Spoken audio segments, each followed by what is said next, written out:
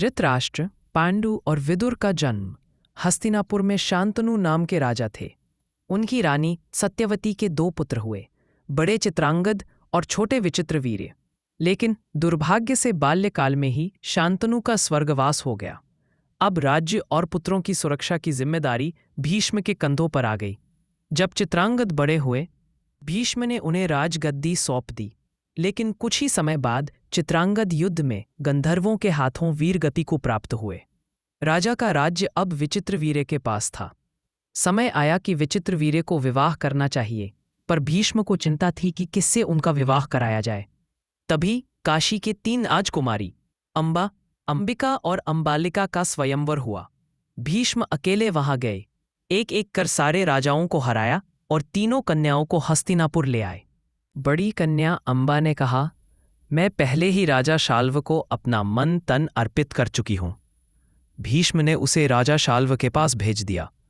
अंबिका और अंबालिका का विवाह विचित्रवीर्य से करवा दिया, लेकिन राजा शाल्व ने अंबा को स्वीकार नहीं किया। अंबा ने भीष्म से कहा, हे आर्य, आपने मुझे हर कर लाया है, अब आप मुझसे विवाह करें। भीष्म ने दुखी होकर कहा, मुझे अपनी प्रतिज्ञा तोड़ना नहीं चाहिए। अंबा क्रोधित हुई और परशुराम के पास गई। परशुराम ने भीष्म को बुलाया, पर भीष्म नहीं गए।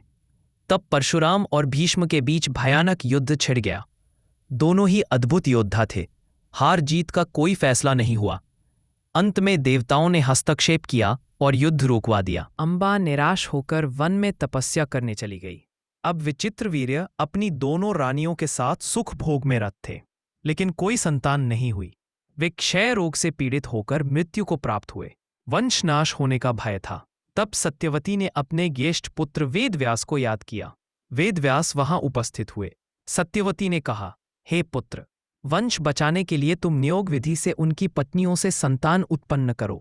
वेदव्यास ने कहा, माता, आप रानियों को कह दें कि वे मेरे सामने निवस्त्र होकर गुजरें, ताकि गर्भधारण संभव हो। सबसे पहले अंबिका गई। वेदव्यास के तेज से डरकर उसने आंखें बंद कर ली, जिससे उसका पुत्र धृतराष्ट्र अंधा पैदा हुआ। फिर अंबालिका गई। भय से उसकी रंगत पीली पड़ गई, जिससे उसका पुत्र पांडु रोग से ग्रसित हुआ। सत्यवती ने फिर अंबिका की दासी को भेजा। दासी ने बिना भय के वेदव्यास के सामने से गुजरकर गर्भ धारण किया। इससे जन्मा विदुर, जो बुद्धिमान और धर्मात्मा था। निष्कर्ष, अंबिका धृतराष्ट्र अंधा, अंबालिका पांडु रोगी, दासी विदुर धर्मात्मा। इस प्रकार वेदव्यास की नियोग विधि से हस्तिनापुर का वंश सुरक्षित हुआ।